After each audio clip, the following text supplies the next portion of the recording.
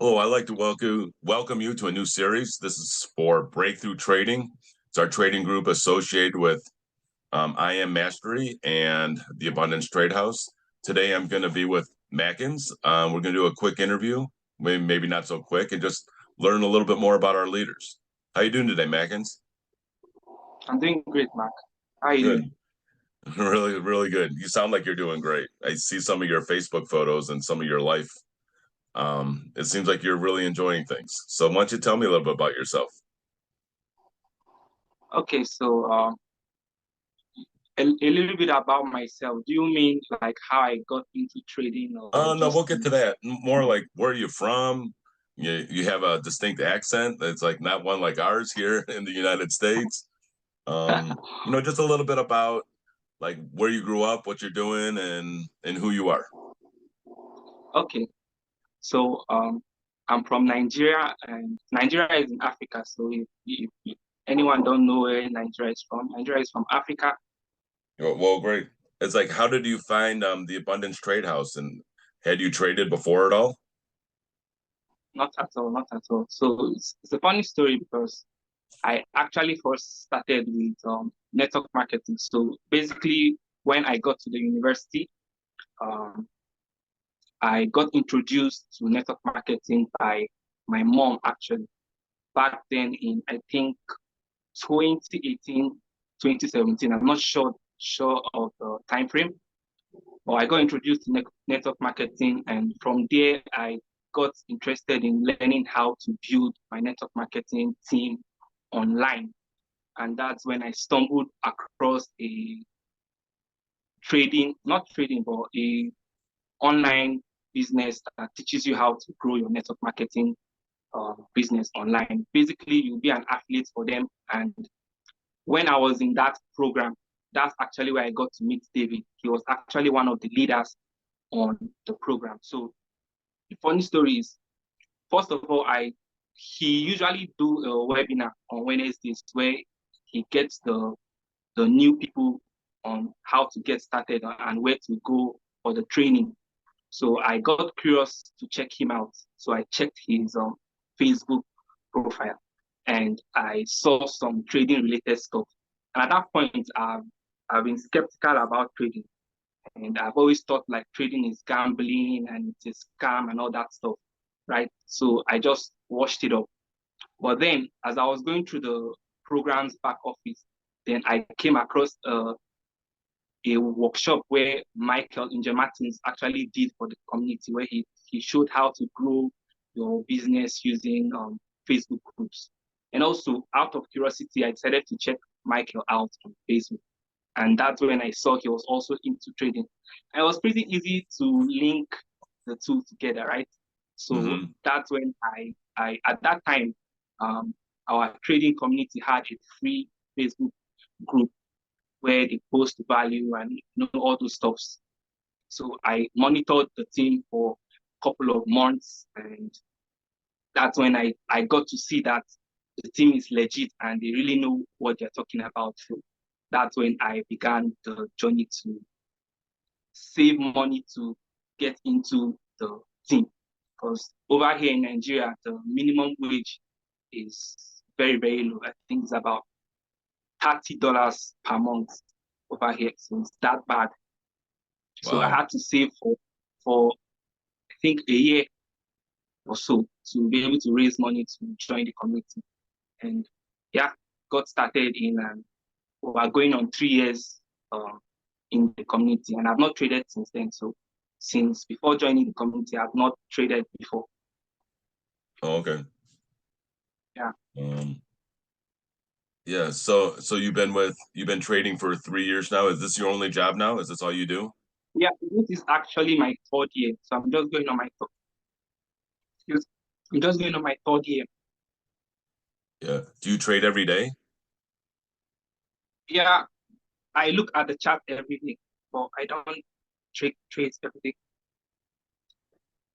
Okay. Are So you I don't trade primary? Are every day. you doing I know there's a couple different ways, couple different methods of trading within our group. Are you primarily smart monics or smart money, or do you like the 62 trades, or do you do both? Well, to be honest, I've tested those the different strategies, the 62 trades, and also the smart money for.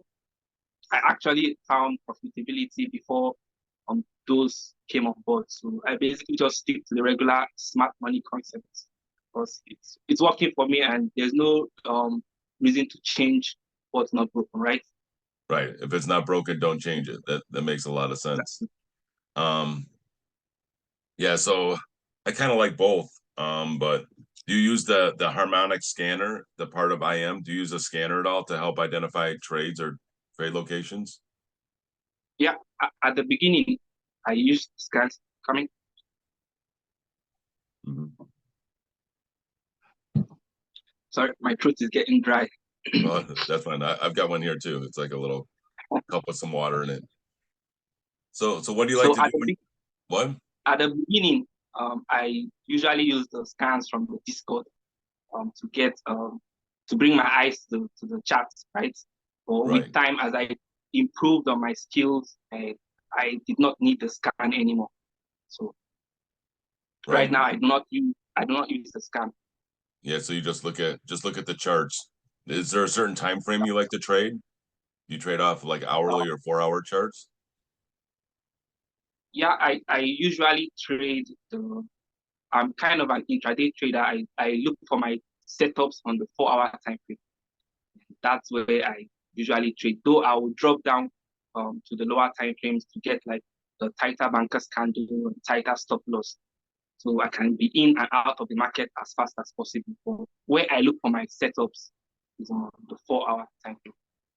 But then recently, well, since the beginning of this year, I started dabbling with the lower time frames and trading just a single pair. So I've been testing trading GBP on the lower time frames since the beginning of this year, and I think I'm starting to like trading that. And I actually made the decision to stick to trading one pair literally the beginning of this week. So as of right now, I've switched my trading approach to trading just one pair and the lower time frames because the challenges I used to have with trading on the higher time frame and like trading multiple pairs is that, let's say, for example, I take a loss on a particular pair for the day. Now, normally I'll just move on to the next pair, right? But I started to notice that when I move on to the next pair, even after taking loss on the previous trade, if I studied the charts, it always gives an entry which I could have capitalized on, right? So because I got fed up of that, so I now decided to start focusing on trading one pair and being present to study the pair and like know how it moves, stuff like that. So I'm really liking that right now. Right. There's a certain number of pairs that I like to trade too. And it's like there's days that you feel just in a rhythm with your pair, and it's like everything's like you just know, you're not the chart just speaks to you, you know what I mean? And it's like It's and then like then my there's days regular that trading in like the zone, what was it? trading in the zone, the flow. The flow, right. Yep, trading in the zone. And it's like, if you haven't read that book, I'm just telling that to people out here. If you haven't read that book, it would be a good idea to read it because it's a little bit about me is like I've tried to trade for 30 years. Like I used to buy Wow. charts. I used to buy charts on in book form and they were delivered to me in the mail every Monday back in 1990. Wow. And it was like on onion, you know what onion skin paper is? It's like really thin paper. So it's Yeah, super yeah. thin paper, and they'd only have like daily and weekly charts and hourly for some. And I would Wow. update it with them. I would update them each day, each daily chart with a mechanical pencil. That was before the internet. That's That insane. was That's insane. so that's how long I've been looking at charts, and I have not been successful until I found this group. Wow, that's crazy. And you know what? I can't even comprehend being in that era where there's no internet. It's not just a click of a button. No, I had to update them all by hand. Wow. Get the prices from the newspaper, and then write them in the next day. The high open close. how was that for you? How was it? Was it very stressful to do that? No, because you're only trading on super high time frames, so it wasn't that stressful. But it was, I bought some books and some different things to try to learn how to trade. So, I would have gone it not exactly every year for 30 years, but there's been periods of time where I would keep trying to do it again, go back into it and try it again. But until I got focused on managing my risk is when I started to become successful. Yeah, And I, risk management is super important. Like without risk management, like basically gambling. Like I don't know, oh yeah, gambling. that's all I was doing. I was just gambling before. I kept thinking it's going to come back a little bit and then I'll get out, or so, you're like when you have to have a predetermined stop loss and stick to it. And then if you're wrong, you're wrong. You know, you don't have to be right every time.